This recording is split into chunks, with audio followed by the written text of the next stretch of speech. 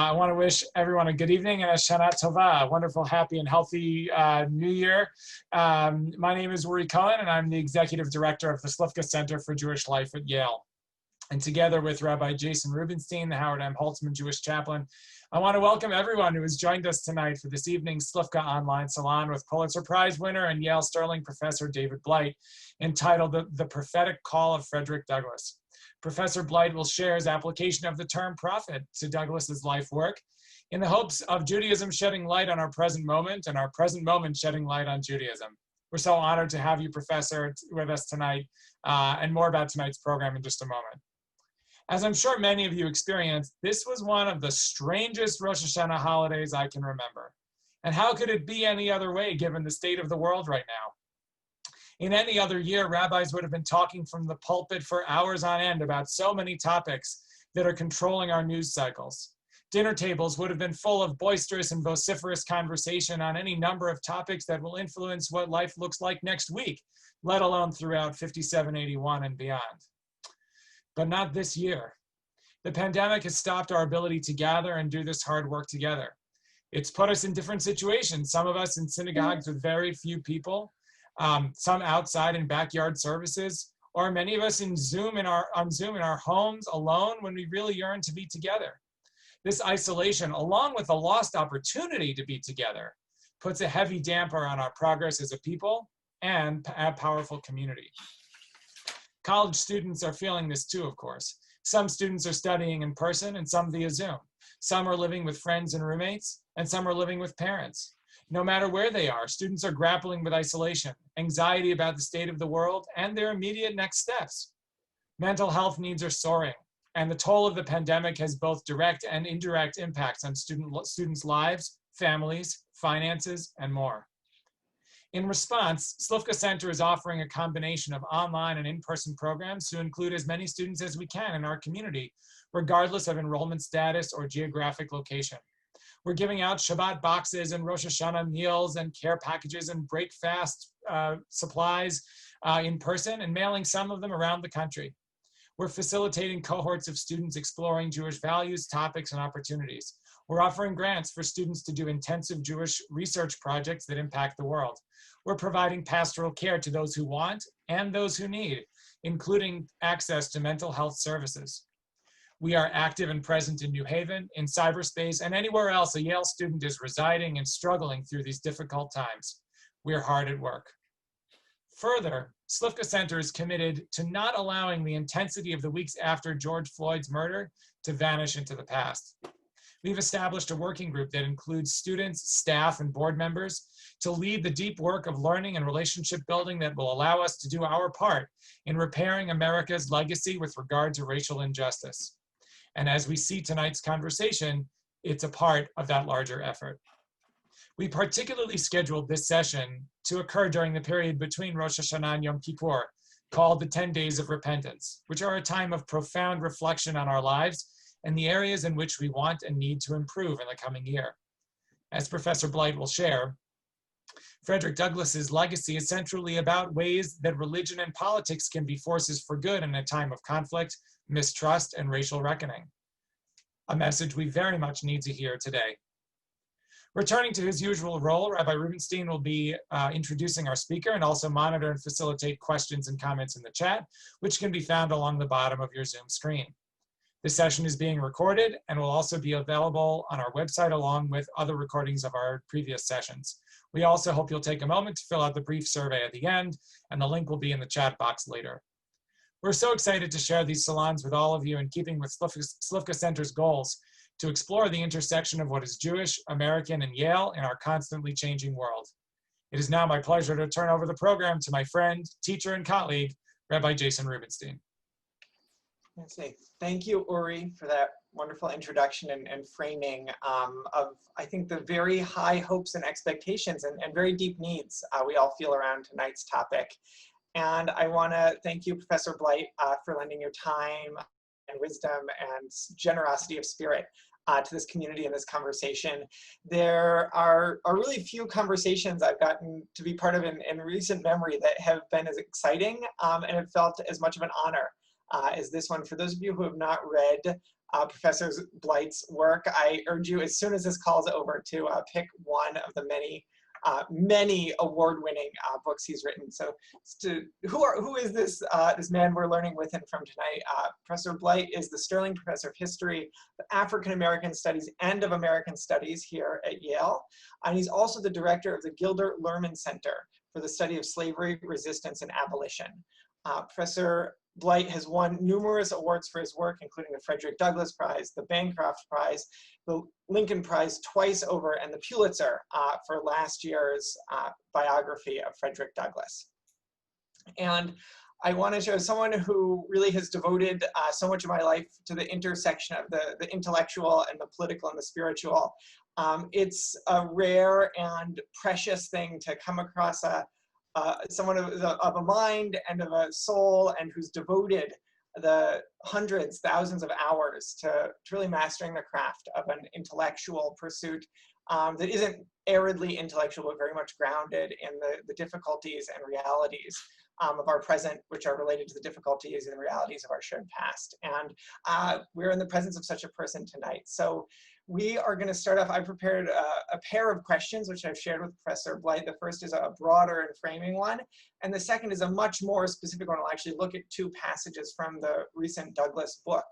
And after that, we will take questions from you all from the chat. And so I encourage you, as Professor Blight is speaking, as I'm asking questions, to submit your thoughts in the chat to everyone. And I will be looking through those and maybe say, can I put you in the queue? And then if it comes to your turn, we get to ask a question, we'll unmute you. And then others can always respond in the chat. The chat can be actually a very live and dynamic part of these events. And we'll plan to wrap up just a couple minutes after 9 p.m.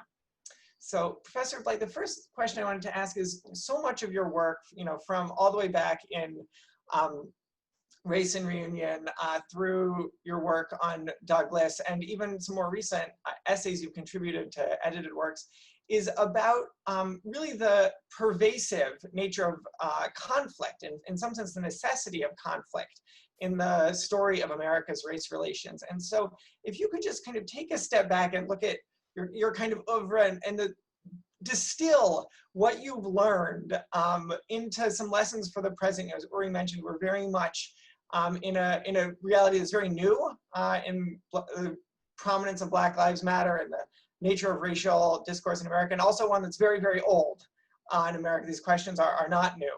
And so if you could give us kind of a historian's eye view of the present informed by the weight of your scholarship, what would you kind of point us to as the most important themes and questions that we should be discussing and maybe moving on?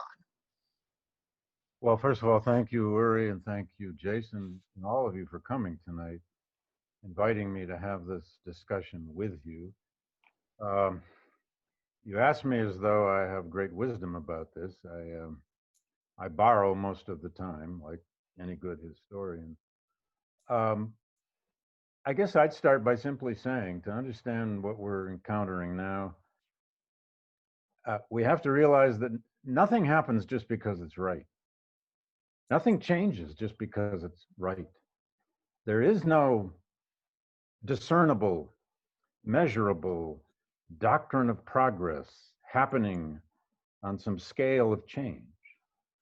It happens out of contingencies. It happens out of circumstances. It happens out of conflict. It happens out of collisions in history.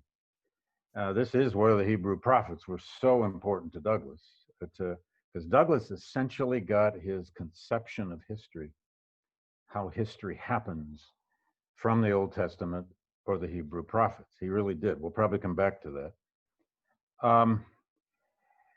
And if we can employ Douglass here again, I get asked all the time now on these webinars, what would Douglass think of this issue and that issue and that issue, which of course nobody knows. And you used to be able to say, well, I'm a historian, I can't do counterfactual. It turns out you can't do that anymore. Audiences want to know. What would Douglass have thought of the killing of George Floyd and yada, yada, yada. Well, among the things I can be relatively sure of is that he would have told us to keep a long view of history, especially in times of despair, especially in times of darkness, keep a long view. He'd probably even borrow quickly from Isaiah or Jeremiah. Isaiah was his favorite prophet. At least he's the one he quoted the most, and that could be it's the longest book in the book. I have no idea what's. He might just go right to Isaiah and say something like, "Cry aloud and spare not, complain, raise hell, act, march. If you're troubled, convert it into creativity." One thing Douglass had as a great advantage in this world, which some of us in this, most of us perhaps in this group have, he became such a master of language, a genius with words, in prose primarily, but of course in oratory, that he could process his rage, his despair, his anger, his frustrations in words, in language. He could go to his desk, he could write it down. And he had many, many, many instances in his life when the progress that he had seen was blunted or destroyed, and he had to start over. You know, we could go on this question. This is a huge one, isn't it? How can any thinker from our past help us now? Douglass still helps me. I have several writers I go to all the time. Emerson is another one. So is Du Bois. So are Whitman. So are many others. Sometimes I just need to read them. I just need to find an old passage I've read many times to get my feeling back, to get my footing back. And there are many places in Douglass where I do that. I don't need to name them all right now. But he'd tell us to keep a long view and that nothing happens just because it's right. And actually, I've been thinking about that all the time these last few days, with all of us, well, not all of us, but some of us wringing our hands about the alleged hypocrisy of Mitch McConnell and Republicans about this court appointment. Well, what did we expect? I mean, wringing our hands about hypocrisy. This is about power. And there's always hypocrisy. There's plenty of hypocrisy to go around. This is about power. And the organizing has to happen around how to use power, not about just claiming hypocrisy. Although Douglass was a genius on the subject of hypocrisy. There's no greater illustration of that than his greatest speech, which is his 4th of July speech. This is the most blistering, bitter, but brilliant critique of American ideological and spiritual hypocrisy you'll ever read. Something that was very just kind of pregnant with meaning, and what you shared was an ability or an orientation to the right and a deep commitment to it, and also an acknowledgement that right doesn't make might, I guess, to invert the standard phrasing, that there also has to be a kind of gritty, this worldly, action-based power. It in certain ways reminds me of elements of Saul Alinsky in his way of thinking. Yeah, well, Douglass would often say in 1,000 different ways, if slavery is not wrong, then nothing is wrong. And if freeing the slaves is not right, then nothing is right. He had many ways of distinguishing the right and wrong of that. But then as he came of age, as he matured, especially by the 1850s, he began to realize this was also an enormously political question. So how did you organize in the ugly political realm of the world to fight this system? How could you fight this system where power is made, not just where right and wrong might be preached and that's when Douglass had to learn the arts of pragmatism, the arts of using the Constitution, the arts of understanding law, and the greatest question of all to him: how to use American creeds back on to his own country. You see, to understand Frederick Douglass here, it's on the biggest level, you need to understand him as the product of two great traditions. One is the secular Enlightenment, the Declaration of Independence. He loved the Declaration of Independence. He would recite the four first principles all the time. He would say the first principles of the Declaration don't belong to anyone or any group, they belong to all. He once compared them to precious ore from out of the earth, natural rights. But the other great tradition for Douglass was, of course, the Bible, Scripture, and especially the Hebrew prophets, especially Old Testament metaphor, Old Testament storytelling, as his source of wisdom, of inspiration, of motivation, of justification. Douglass was always trying to get the ancient prophets on his side. He was always trying to employ Isaiah and Jeremiah and Ezekiel to his story. He was always employing the Exodus story, which Americans have always done, to his story, to his country's story.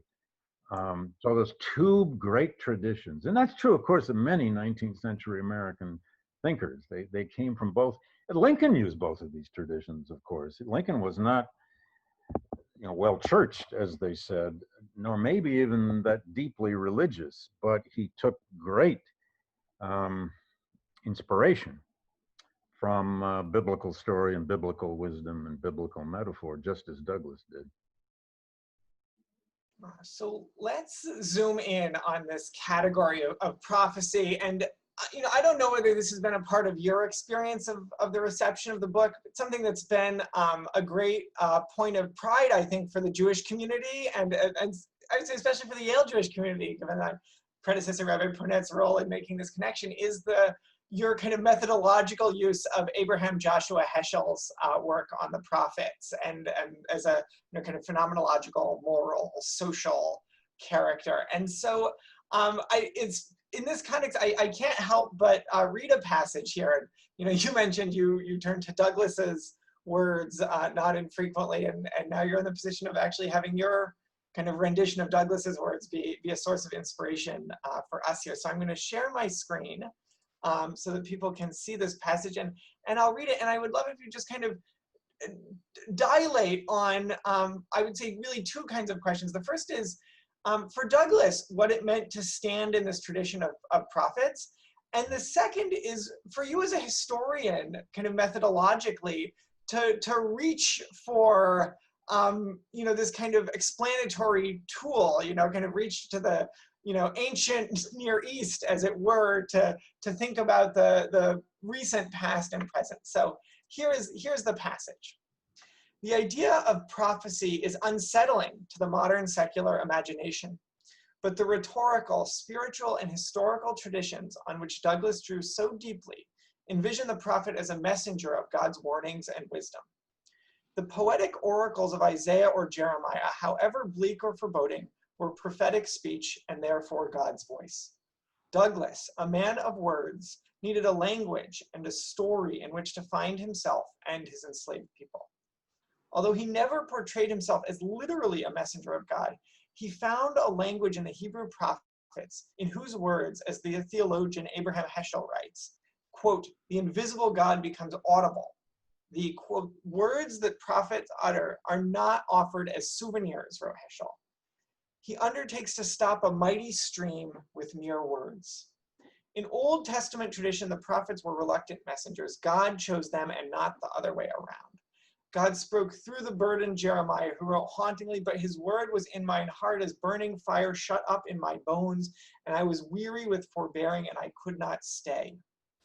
Douglass felt the same fire of the words in his bones that must get out, although he was never so good at playing the reluctant visionary. The Old Testament prophets fit with Douglass's temperament and his predicament. As James Darcy argued, is precisely because the prophet engages his society over its most central and fundamental values that he is radical. Thus, prophets are rarely welcome friends. Just change the zoom here. They are always trouble to other people's consciences. They are companions, but not easy companions. They are not reasonable, says Darcy. and they do not abide compromise, and their role in the world is that of a sacred extremist. In the 1850s, Douglass relished and tried to perform just such a role. Well, Amazing passage. again, this is daunting having your own words thrown back at you. I still like some of those sentences. I might change a couple words, but thank you for reading that, Jason. I'll just say this. In working all the years I've worked on Douglass, and this book took a decade, but I'd been on and off on Douglass all my life. You can't work on him seriously without encountering over and over and over biblical language, particularly Old Testament language, Old Testament storytelling, often quite explicit, but sometimes just paraphrasing. It's all over his writing and his work. And though there have been other good books on Douglass, I could start naming them. And I have other very good friends who've written Douglass books. I don't think people have taken this religious rhetoric, at least, much less his faith, seriously enough. But I really struggled in the writing of this book about using the term prophet. To me, prophet was a scary word. It was a dangerous word. If I was going to call Douglass a prophet and put that word in the title, then I had to know what I was talking about. And I didn't feel like I did. I have no formal theological training, I'll just be honest. But I've always been fascinated with religion. So I was very lucky to have a few theologian friends. And I can come back to this passage in just a second and show you how it affected me. They include a man named Don Shriver, who used to be president of Union Theological Seminary. Don is still with us in his 90s, and I had a lunch with him once where I said, Don, please help me. Who should I be reading? And he got me reading Walter Brueggemann on the Old Testament, as well as a few others. Then my dear friend Richard Rabinowitz, a great historian, curator, exhibition maker of great fame, but also a tremendous student of the Hebrew prophets, said, David, you got to read Robert Alter. And I started reading a lot of Robert Alter. And then my now dear friend, Jim Ponit, right here in New Haven, who he and Alana used to attend my classes, and they learned of my predicament. And it was Jim who said, for God's sake, you got to read Heschel.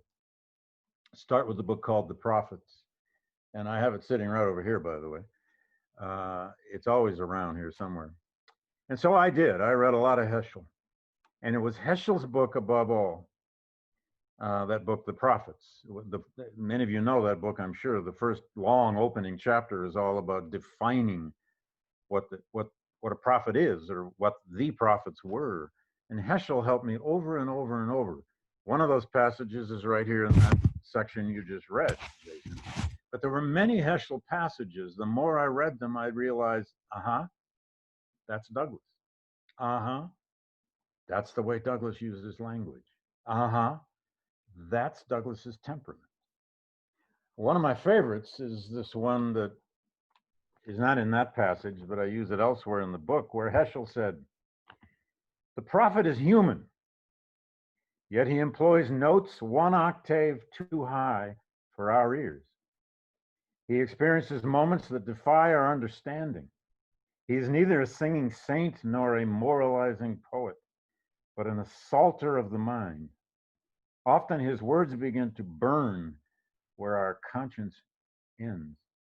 An assaulter of the mind. Oh my God, was that Douglass? Douglass was a Jeremiah, constantly calling his country, his people, back to the faith, or reminding them that they'd lost this faith, that they had these creeds that they violated every day, especially with this system of slavery, and that they were doomed. They were doomed. He was ready to tell them over and over and over if they would listen. And he would use Isaiah. There's so many different ways to say that. Your hands are full of blood. And of course, when the Civil War came in Douglass's life, he was ready. He was ready with explanations. I think less from his personal faith, although that's harder to discern, than from this study he had made for 20 years of the Hebrew prophets. He had carefully read Isaiah, Jeremiah, etc. The only way he could have used them the way he did is from very careful reading. And I had the chance in my research to get into his book collection. There's about 3,000 volumes in his collection, which is housed in a huge warehouse in Landover, Maryland by the National Park Service. And they let me go out there. It's not an open space for researchers, but they let me go there for a day. And they had them all, they have his books in those accordion shelves. You push buttons and they go back and forth and back and forth. And I was hoping to find, annotation notes and, he didn't write in his books, very, very little. That disappointed me. But I found that he had interpreters' guides to the book of Isaiah, interpreters' guides to the book of Jeremiah, interpreters' guides to the whole Old Testament. He had one interpreter's guide to the Bible given to him by Harriet and Calvin Stowe, signed by them. So this was somebody who learned language. Even as a child, he learned language and then practiced it as an early teenager over and over and over and over by getting the King James into his head. That's how he came by language. And it was the stories in the King James Version, particularly the Old Testament, where he really got language into his head. So first it was just language, then it was the stories, then it was the bigger metaphors of the wisdom of the Old Testament that so affected him. Anyway, I am so grateful to Jim Ponent and my other theologian friends who helped me on this, and I finally got comfortable with that word prophet, and I stood by. But I will tell you, Jason, that my greatest fear with this book, and it's been 2 years now, so maybe I'm clear, I don't know, but I've been waiting for a theologian to write a review of this book and take me to pieces.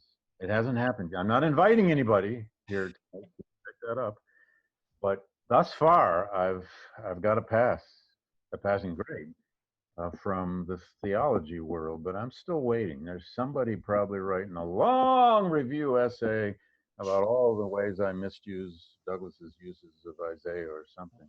It's been one of my great fears. I fully expected a review from a theologian that would Well, I do want to share this, I can't promise that no such piece is in the work, but I'll share it with you and everyone else, a conversation that happened a few weeks ago between myself and Professor Judith Plaskow, who's perhaps the most prominent Jewish theologian living, and earned her PhD here at Yale. And we were discussing the dream, and we were kind of playing hot potato about who would do this, or maybe someone else, of a long review article that would actually take Douglass and Garrison's debates as a framework for thinking about the fissures in 20th century Jewish philosophy. Wow. Right? Those same kind of fundamental questions. So the utility, the powerful utility of this concept is actually kind of working its way into the minds of people doing constructive Jewish thought. So there will always be critics. I wanted to say there are people who feel like they're gaining new interpretive tools from just this, and I know it's happening in conversation. So I hope you feel appropriately gratified from that. There are so many questions I personally want to ask, and I'm not alone because the chat is getting live here. So I want to call on Alex Remington, who posted a really interesting question here about actually Ibram Kendi's reading of Douglass in a contemporary vein. So Alex, I'm going to unmute you, and we would love to hear a question. Thank you. Thank you, Rabbi, and thank you, Professor Blight. I'm TD06. So Ibram Kendi's book, Stamped from the Beginning, critiques Douglass as what he calls an assimilationist. And he takes Douglass to task to some extent for not demanding, for not calling for full equality immediately for former slaves, and instead, essentially, to Kendi, he views this as a point worth criticizing. So I wanted to ask, how did Douglass balance, as you say, pragmatism with moral right? And did he get the balance right always? Well, to the last question, no. Douglas rarely got everything all right by any means. And he had his critics at the time, too. Now, I'm a great admirer of Ibram and his work. But on this one, I would challenge that, because we got to ask, what do we mean by full equality? Douglas demanded, even before the war ended, the right to vote. He demanded basic civil rights, which, well, some basic civil rights, which will happen in the 1866 Civil Rights Act. He supported the 14th Amendment, but he didn't like it. He wanted the 14th Amendment to go even further, even Section 1. So, and the same with the 15th Amendment, the Voting Rights Amendment in 1869 and ratified in 1870. Douglas was disappointed with the 15th Amendment because it had nothing in it to stop, to outlaw qualifications tests of all kinds, and anyone with one eye open could see down the road that would be used. So he begrudgingly accepted it, and begrudgingly in a use of pragmatism, if you like, that he had learned back in the 1850s. There had never been a full loaf, of bread on this issue of civil and political rights for Black people. I mean, my God, in 1860, when Abraham Lincoln is elected, on the ballot in the state of New York where he lived was a referendum to outlaw the $250 property qualification for Black men to vote. There was no qualification for white men. Just a brutal, overt discriminatory law. He campaigned like crazy against that, or for the vote to outlaw it, and it failed. I mean, Lincoln wins New York something like 55 to 45, but the referendum on the right on abolishing the property requirement for Black men to vote was overwhelmingly defeated by a lot of the same people who voted for Lincoln. So, this is a man who's had to find change where it's possible. Now, could he have demanded a greater degree of equality? Yes.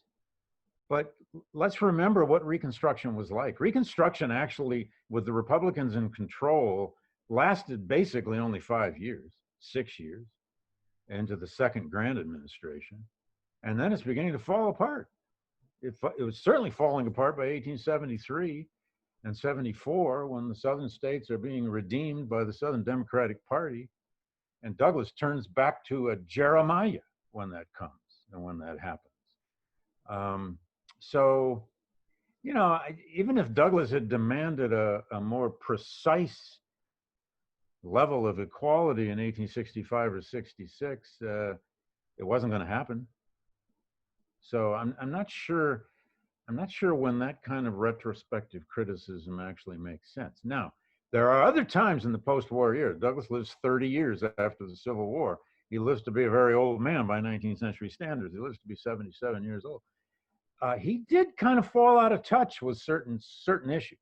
He got it wrong on the Exodus to Kansas issue, for example, when Black folk in the South, mired in sharecropping and their crops destroyed by the boll weevil, say, give it up, and by lynching and violence and terror, say, give it up, they're going to Kansas. Douglas said, no, stay where you are. He got that one wrong. He got some other things wrong. All kinds of issues wrong, like the Freedmen's Bank, which he took over as president and failed on his watch. He didn't know how to be a banker. But on equality, no one was more forceful than Douglas in demanding the right to vote. He said the Negro is the term he used in a speech called "What Does the Black Man Want?"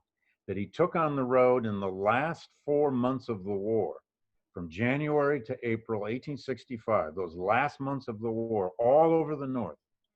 He's given this speech called "What the Black Man Wants," and it is a forceful, aggressive demand for the right to vote. And he says, the Negro will never be free until he has the right to vote. And to him, the vote, which is an interesting way of thinking about it today, to him, the vote, he always said, was protection. It was the one liberty, the one right in our, system by which you could protect yourself. Now, that turns out not to always be true in the face of terrorist violence. And maybe it's not true in other ways as well. Another thing on this, Douglass actually supported mandatory voting. He came out for that several times. He believed there should be a tax on people who did not vote. There's been some talk of that today, some kind of new law about mandatory voting, or you get penalized if you don't or something. I'd actually support that. I mean, why not? He also advocated that something else I don't think we understand today or talk about enough. He would talk about how the right to vote is not just individual. You don't vote as an individual, Douglass said. You vote as part of groups. You might vote as, well, today you might say, you might vote as a woman. You might vote as a pro this or an anti that issue. You might vote as a educated suburban woman, all these categories we have now. No one votes just on their own. One person, one vote. We vote as parts of groups. And if we don't vote, we let our group down. That's the best argument I can think of for explaining to young people why they ought to vote. Douglass used that same argument. If you don't vote and you actually have the right, you're letting down your entire race, you're letting down your people, you're letting down your country, etc. So I don't know. I wish Ibram were here. We could have this one out. But, there's always been a claim on Douglass of being an assimilationist. That's a loaded term. He was an assimilationist. There's no question.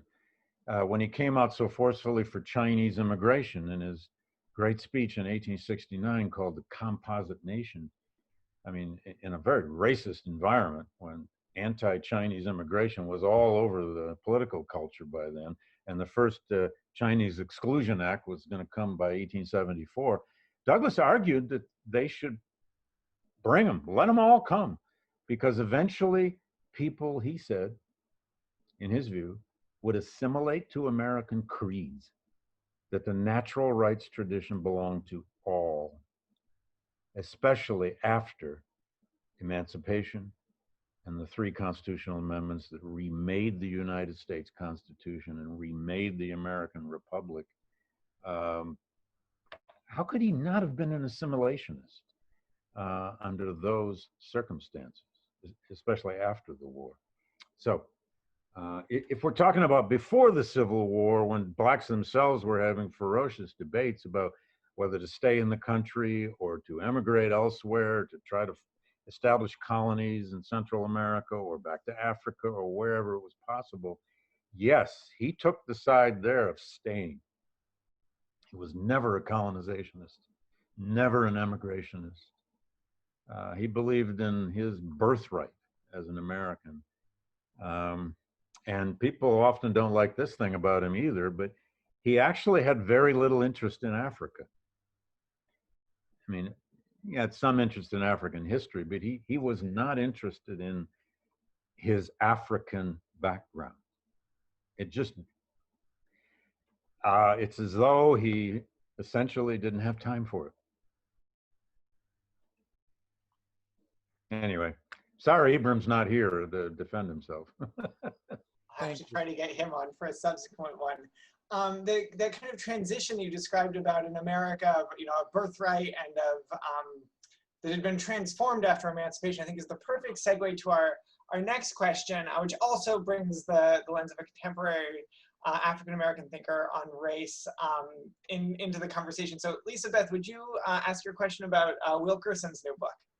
Well, again, it wasn't quite my question, but based on what you were talking about at the beginning with the thinkers on race that Professor Blight might most be interested in. And then there was a question in the chat later from someone else about when Professor Blight, when you were going through the authors you would reread for comfort.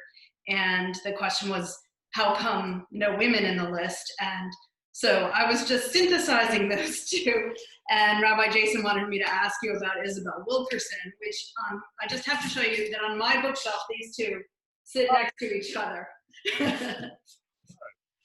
Well, look, I read Mary Oliver and I read some Emily Dickinson, and I read women too. My goodness. Um, um, yeah, it's true. None of them have taken over from Melville, but anyway. Isabel Wilkerson's book, Caste. I haven't read it yet. I've read reviews of it. All I'll say about that, about the term caste, is I think it does apply very well, and scholars have applied it, to the free Black experience in antebellum America before the Civil War in the North, or for that matter, in southern cities like Baltimore, from which Douglass escaped. Free Blacks in the United States before the Civil War lived under a caste structure. They were a people free in word only. Their lives were circumscribed politically and in terms of any civil rights, and to some degree, even in economic activity, in a kind of a caste-like structure, not unlike the model that apparently Wilkerson uses in her book, which is India. After the Civil War, in the Jim Crow system, I don't know. I'd have to read her book and see how she's applying that model of India to the United States. I think it's a fascinating way of thinking about it. And the term caste has been used on and off throughout this history by Black commentators, white commentators, during the creation of the NAACP, for example, from 1909 on. The term caste sometimes appears there. They are fighting against the caste system, some of them say. So I don't know. I just haven't read the book yet. I haven't had a chance. Great. I want to, on the gender theme, Deborah Rose raised the question of women's suffrage and Susan B. Anthony's involvement with Du Bois, and Du Bois's maybe not kind of following through in kind. So Deborah, would you kind of pose the question in your own words for us? Okay, I apologize that I haven't read your book on Du Bois, and I haven't read the book on Douglass. And even though I live in Maryland, I haven't visited the museum, but I do work in Ghana. So on the right to vote, Susan B. Anthony helped W.E.B. Du Bois get the vote for Black men, and he did not return the favor in helping all women get the vote. Your thoughts? And I just want to say, because of a mutual interest in renovating the W.E.B. Du Bois Center in Accra, Skip Geitz and I will now be partners, but I want to make sure we're full partners. I hope you are too, and I have been to that. And I use that argument, okay. I saw it, 10 years ago now. God, it needed climate control. I don't know what's happened since, but I hope you're engaged in trying to save that book collection that Du Bois left there. But back to Douglass and women's suffrage, if that's where you want me to go with that. First of all, yes, we are, but that's another discussion. I can talk to you offline about that. Douglass was, throughout his public life, a fierce supporter of women's suffrage and of women's rights generally. He was the only Black abolitionist participant at the Seneca Falls Convention in 1848. He developed many close friendships with the leaders of the women's suffrage movement, including Anthony Stanton, Lucy Stone, and many others. He even supported women's economic rights in the state of New York by the 1850s. That is, women having the right to property, having economic rights if they get divorced, etc. Now, the big rub, of course, came with the 15th Amendment, as I'm sure you know. When the 15th Amendment passed in 1869, the leaders of the women's suffrage movement, Anthony and Stanton in particular, were no longer patient, no longer willing to wait. They had sacrificed their movement during the whole war period in the interest of Black emancipation, no question. The word male gets into the Constitution with the 14th Amendment, and Black men get the right to vote in the first Reconstruction Act and the 14th Amendment, and then indirectly in the 14th Amendment, and then directly in the 15th Amendment. And women are not there. No women are there, Black or white. And they had a terrible blow up over that. But the way you have to understand that is, I think, is there would have been no 15th Amendment if women were in it. There was no question about that. The entire Congress is all white males. They're all men. Not to mention, you're going to need 3/4 of the state legislatures to approve this. If you put women into the suffrage amendment in 1869, it totally fails. There would have been no amendment. Douglass faced the choice: the right to vote for black men, or no right to vote expanded for anybody. Now, what choice could he make?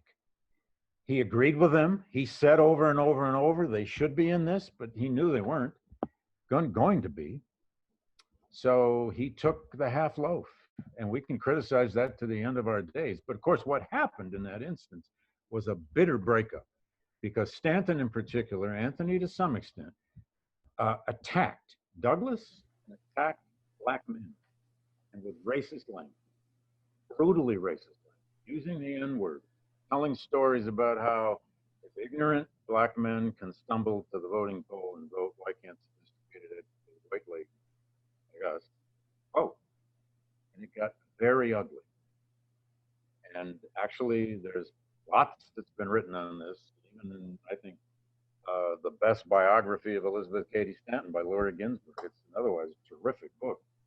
But she takes Elizabeth Cady Stanton to task for her racism that exploded out of her over the 15th Amendment. Douglass broke up, so to speak, friendship with Stanton pretty much for the rest of their lives. Really the same is true with Anthony, although they had a bit of a makeup right toward the end of his life.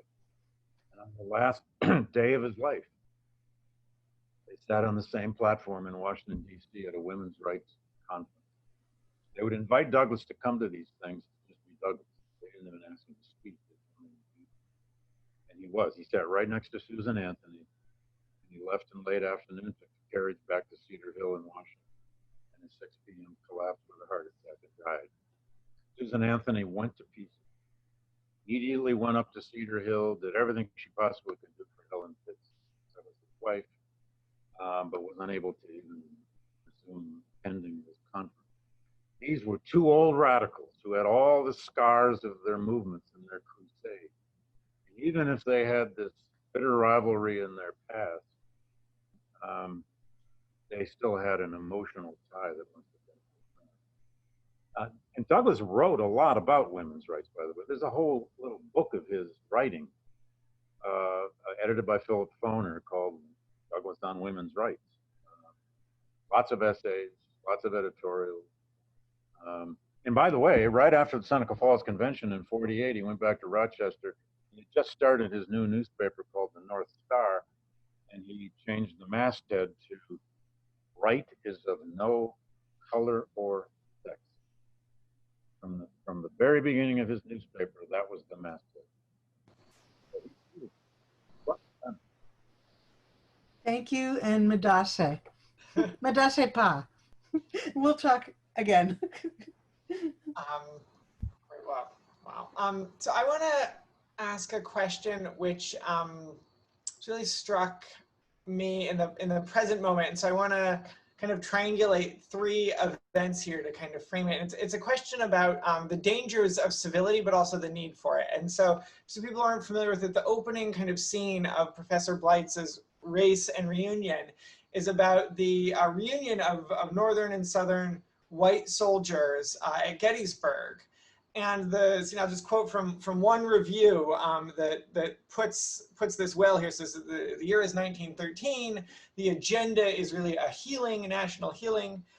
Blight argues that beneath the veneer of friendship and reunion, the events at Gettysburg demonstrated how the nation had abandoned the emancipationist legacy of the war and its demands for racial equity in favor of national reconciliation. That Black veterans were rendered invisible, Black former slaves were rendered invisible, and it was a reconciliation of white combatants was placed above as a value on the national order. And I think you were mentioning something similar in the early 1870s, the quote unquote redemption, as you called it, of Southern states. The second scene that I want to fast forward to is the exchange between Senator Kamala Harris and Senator Joe Biden before they were on the same ticket, when Senator Harris criticized Biden's kind of praise of himself for being able to work with segregationist senators. In what I take to be a kind of similar vein, that there's actually a great danger to too much civility. And I wanted to ask you really how you think about that, that claim, which I attribute to kind of you and Harris in those moments, that we actually need to be on guard against too much reconciliation. And then to note, to the extent you want to reference it, you're being a signatory on the kind of now famous Harper's letter about the nature of discourse in our institutions. So if you could kind of speak to that complex of issues about the health of our discourse, but also maybe the limits of discourse in the places where we need to kind of hold fast to certain conflicts, as uncomfortable as that gets, and I think all of us would be very grateful. Well, wow, Jason, that's a lot of petards I could hang myself on, I think, isn't it? But I mean, to the question of reconciliation after the Civil War, by the time you get to that 50th anniversary blue-gray reunion at Gettysburg in 1913, this has become a vast culture of reunionism and reconciliation that is dripping with racism and white supremacy. It is a reconciliation culture in the interest of bringing the South back into the Union, yes, but it's in the interest of subjugating the sons and daughters and now grandsons and daughters of the freed people, the 4 million slaves who've been freed in that war. It is a denigration of the very meaning of that war. And it deserved then, and it got a ferocious critique then by some dissenters, Du Bois among them, but there were many others. But it deserves a ferocious critique even by historians. We do make judgments in writing history, and sometimes you got to call it what it was. All those Confederate monuments that we hear so much about now, well, most of them anyway, were put up in this period of the 1890s up to about 1920. And they were in the service of a white supremacist narrative of this country that wrote Black people and the emancipation in the midst of that war out of the story. That has enormous fate and consequences. Now, I'm not carrying any, pail here for Joe Biden's civility that he had with a Strom Thurmond once upon a time, or whomever. But that's a bit of a different story, isn't it? I mean, this is about senators making deals. Whether the deals were about some appropriation matter, or the deals were about court seats, or something else, or eventually about even the laws that led to larger incarceration rates. Serious stuff. But that's a little bit different than what's at stake in the very national narratives by which a country builds itself or rebuilds itself. How much civility is too much? It's everyone's judgment, isn't it? I mean, where do you have a tipping point? I'll say this about that question. It has been startling to me in the past year and a half, that our news media, at least the news media that I read, pay attention to, watch, listen to, yeah, I'm like most of us. I live in my silo of my sources, yes. But we've never had a situation where the President of the United States is called a liar every day 1,000 times. There's no civility left anymore. We've never had a situation where the President of the United States truly does lie every day about something. And all over the place, people just say it. Even his defenders say it. I mean, they don't seem to care. We live in a political culture now where civility almost makes no sense anymore. It's a power game. And when you find you are dealing with people, or at least certainly a president, and those who enable him, this is partisan, I'm sorry, but when you're dealing with people who essentially have no moral position, all they have is an amoral position about what benefits me, or my family, or my bank account, or my friends, then how much civility do you owe? You may still owe civility to a structure. You may still owe civility to an office like the presidency or the Secretary of State, or, you know, these are extremely important institutions. I've always wondered what I would say in conversation with Clarence Thomas if I ever met him. I've been told by friends of mine that he's a perfectly sweet, wonderful guy, and that I would enjoy that. I probably would. But it might test my civility if we actually got to talking about history and issues and law. I don't know. So, you know, it's everyone's judgment. I do think that there is a time to stand up. There's a time to, you know, go back to some of this language of Isaiah that Douglass made so much use of. He absolutely loved some passages from Isaiah, and he used it all the time on slaveholders, and then on Confederates, and then on after the war, on the Klan, on anyone who would defend the South's destruction of Black rights. It was that great passage in Isaiah 57, but the wicked are like the troubled sea when it cannot rest, whose waters cast up mire and dirt. There is no peace, said my God, to the wicked. He would pick his moments to use that. But when he truly found someone wicked, that's a King James word, isn't it? He would use it and he would say it. You, sir, are wicked. Now, once you've called somebody wicked, there's no coming back from that, is there? Call somebody wicked and then want to have civility? I don't know.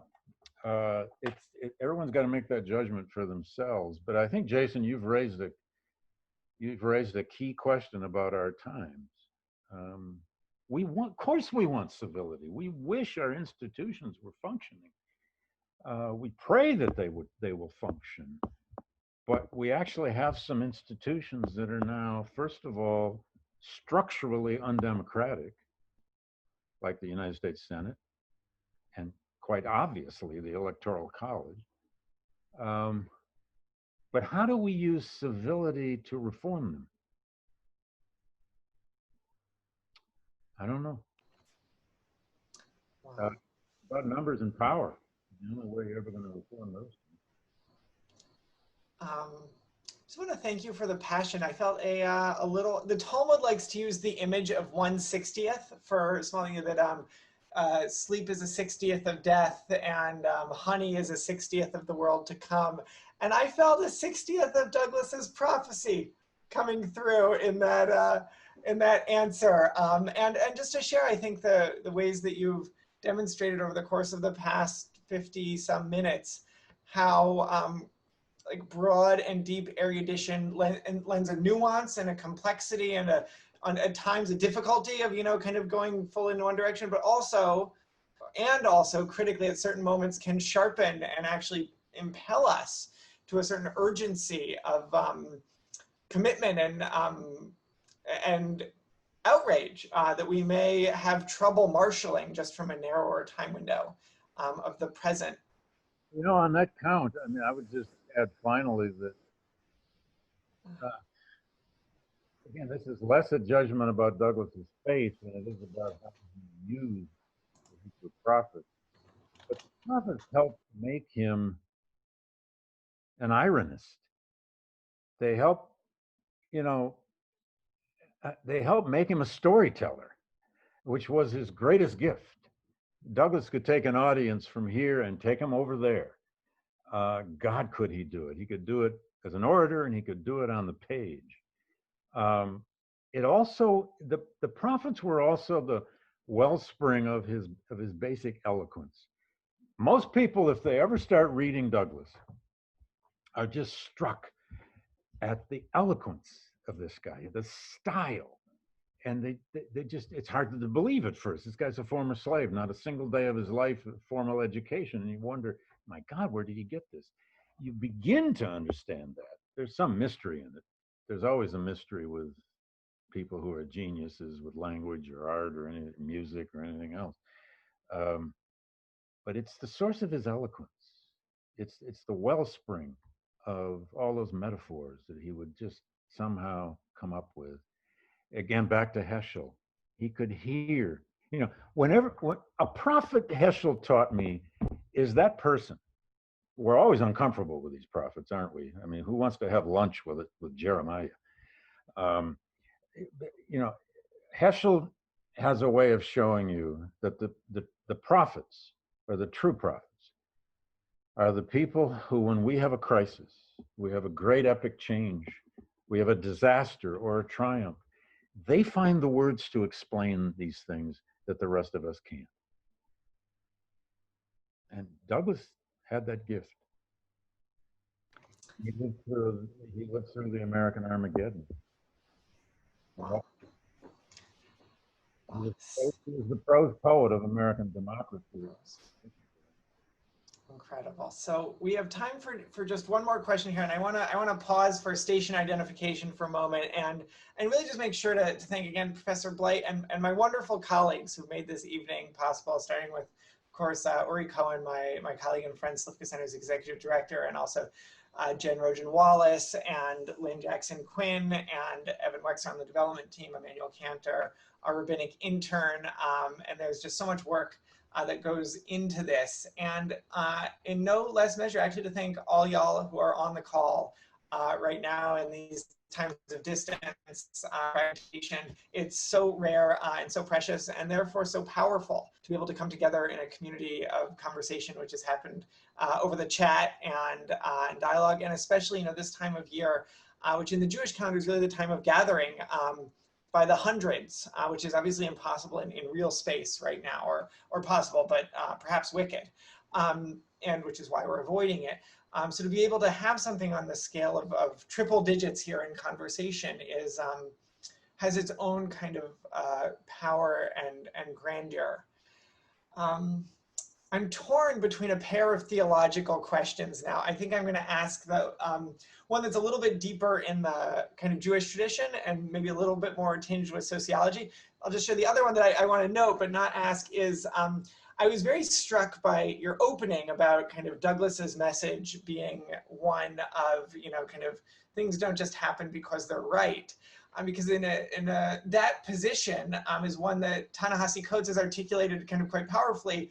He understands to be compatible with his secular nationalism, but not the kind of religious stream of civil rights work, right? And I think there's a 2016 interview he gave with Ezra Klein where he kind of Coates explicitly delineates this as a departure from King and Obama's optimism. But I want to ask a different kind of question, which goes a little bit more into the thicket of Jewish history here. So if I were going to say anything critical as a quasi-theologian, I think it might be this form of a question here. One of the most remarkable things, and this actually starts in the prophetic tradition itself and then is amplified in the rabbinic tradition, is the kind of retrospectively, the rabbis conceive of the prophets generally as failures, as social actors. You don't have to go very far, right? Jeremiah chapter 44, the book of Jeremiah ends with him in exile in Egypt, losing an argument to a group of women who are angry that he stopped the worship of the Queen of Heaven in Jerusalem. I mean, it seems to, kind of, I think, distance reader that he loses the argument. And so the rabbis say this kind of again and again in different ways. Their reflection on the prophetic legacy is not one that they see themselves as following. They say, a sage is greater than a prophet, and the whole rhetorical strategy and motivational strategy and the register on which they speak is radically different. And I'm curious about that because I actually take a lot of hope in this kind of this prophetic tradition in the sense of standing in it, knowing that you might always lose, or you might lose most of the time. And that's okay. There's a tradition to stand in there also. And I guess I'm wondering whether kind of from that Jewish picture of what it means to be a prophet, you would go that far with Douglass, that there's that kind of tragic dimension to his legacy, or whether you would say, no, here actually, because of his pragmatism, because of his involvement in politics, et cetera, you would move him from kind of the Jewish category of prophet to sage or scholar or something that's someone who doesn't lose at the end of their career. No, I think my personal view is that Douglass had a profound sense of tragedy that came both out of his experience of history, country's history, his people's history, but also from his family's history. This is a man with 4 children who lived to adulthood, a 5th child who died at 11, and of his 21 grandchildren, 11 of them died in infancy or by their teenage years. Now, children dying in the 19th century was not uncommon, of course, but he had death after death after death, loss after loss after loss. He was an orphan. He never knew who his father was, but spent half of his life trying to figure out which of his white masters probably was. He didn't really know his mother. He had to invent images of her. He was always looking for some semblance of home. And he wrote 1,200 pages of autobiography. Anybody who writes that much autobiography is trying to control the loss in his life. Memoir writing is about recovering loss, controlling loss. It usually is, anyway. And even in the greatest victory of his political vision in his life, the victory of the Civil War, look at the cost of that. An almost unbelievable cost. 700,000 lives. Douglass came to understand that emancipation itself was a bloody process. He didn't know this, but we now know that about 1 of every 4 slaves who escaped into refugee camps in the Civil War, among the 600,000 who managed to become free before the war ended, died in the process. So even great triumphs were through great suffering, but also, I mean, his life ends in the middle of the 1890s, in this period of the betrayal and the loss of the great victories of emancipation and the 13th, 14th, 15th Amendments.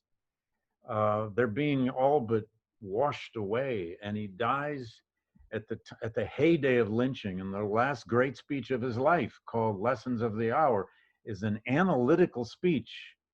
Sometimes it's called Why is the Negro Lynched? It's an analytical speech in a 3-part analysis about lynching, which not too many people have improved on.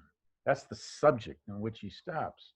Now, it doesn't mean he lived a life of depression all the time or anything like that. He actually was a pretty sanguine man. And he converted relationships into a sanguine worldview. But Douglass knew loss, and he knew tragedy, and he saw it as an inherent aspect of history, an inherent aspect of life. I think Douglass understood what all great writers about tragedy, at least in the modern era, have understood, and that is that true hope comes from a sense of tragedy. Because if you don't have a sense of tragedy, you're not prepared for what history will bring. And after all, you don't need me to tell you in this group. Without loss, much of the great scripture and much of the great storytelling and literature in human history wouldn't even be there. Wow. I mean, without loss, would we need theology? I mean, this is what's so. I mean, this is an American disease. This idea, and we'd like to think we're getting over it in the 21st century. This idea that somehow history is supposed to always be. Come on.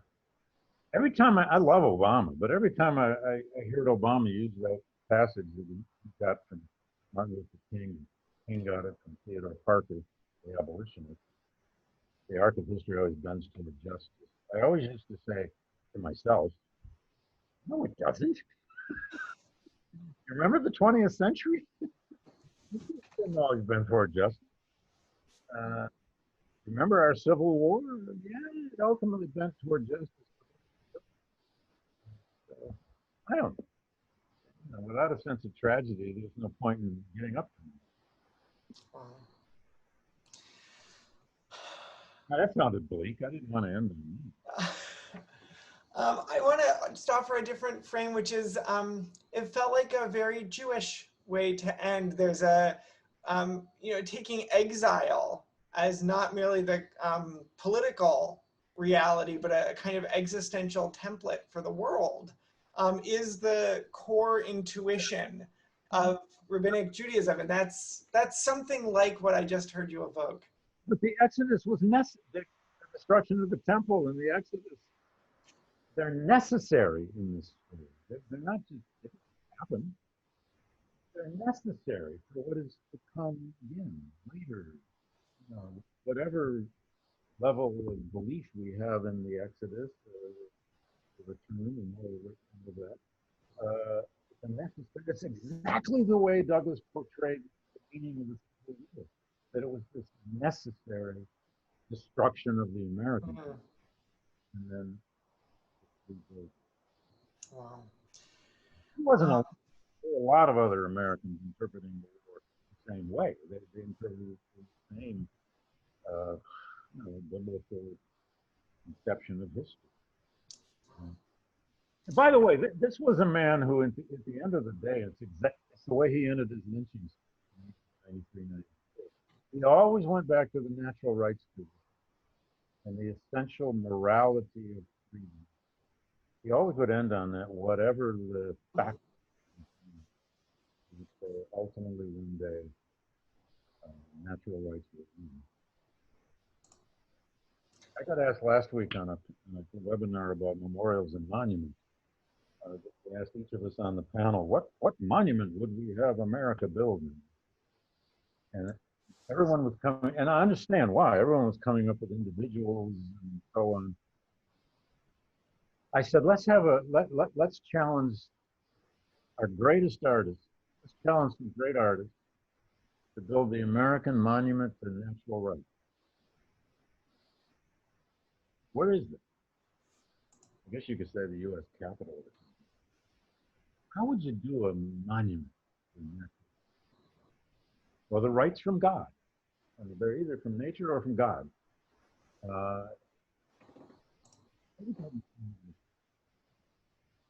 Where would we put it? What would it say?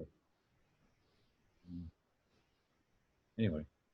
Wow. They called me up and asked me to be on a commission for the Natural Rights Monument.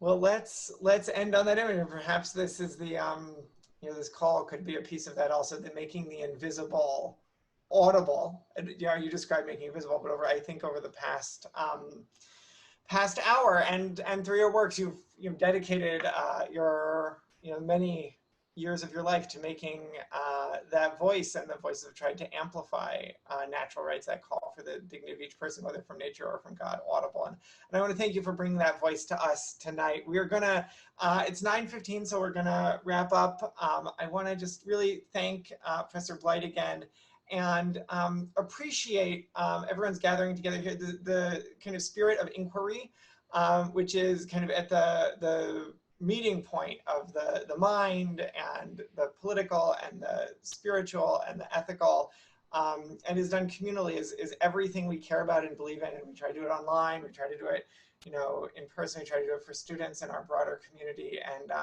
as Uri shared at the beginning of the call, it's really what we're committed to doing every day here. And it's such a privilege and honor to do this with you, Professor Blight, and with all of you in community. Those who are celebrating the Jewish holidays right now, I want to wish you a year. The tragic dimensions of our reality right now are not hard to grasp or to point to or to feel in our hearts. And maybe moments of inspiration like this, and figures of inspiration like Douglass, of what it looks like to kind of both because and despite that ambient tragedy, raise up our voices and link arms with others and go out and get on our feet and work and fight alongside others is, I think, a message that all of us can take to heart. So thank you, Professor Blight. May we all be inscribed for a year of only goodness and have the opportunity to carry on both these conversations and the work that they represent in this world, which is so needed. Well, thank you all for tuning tonight. And I'll just say as a last point, the same Richard Rabinowitz I mentioned, who told me to read Robert Alton, my dear friend in Brooklyn.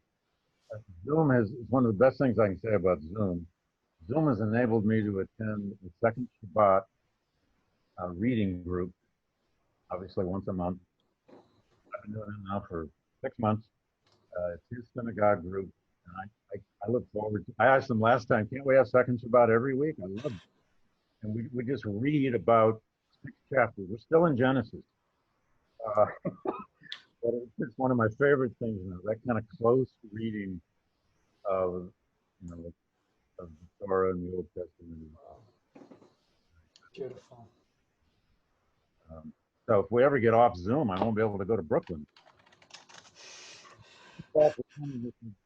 Great honor for me. Wonderful. Thank you, Professor Blight. Thank you, everyone. Have a great night. Be well.